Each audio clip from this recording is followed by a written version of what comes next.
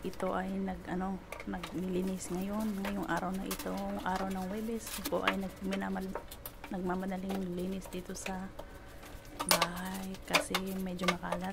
Medyo, tignan nyo, ginagawa ko dito, taas baba, gumagapang sa silong.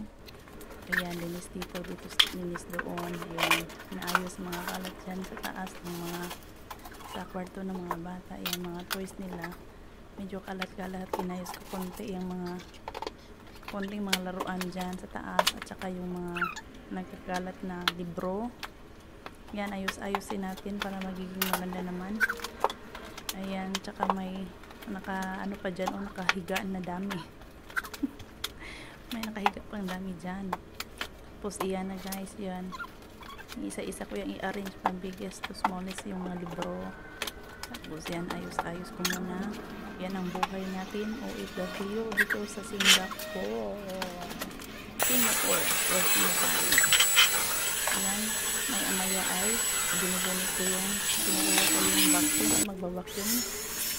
Binabaccuum ko yun guys kasi may mga madudumi, may mga dust.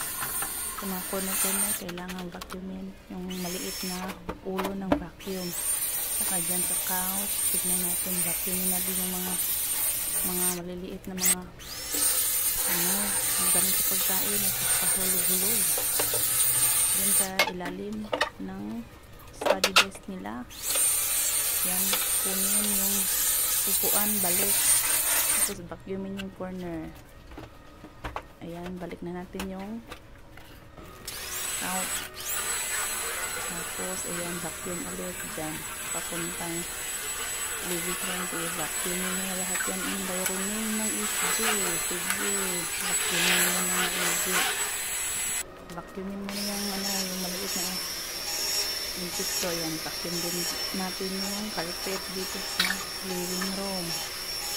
Sige, nagpapakil ako dyan guys. Para mawawala naman kahit paano yung maliliit na insekto. Maraming insekto din na kadahilanan ng mga hulog-hulog ng mga pagkain.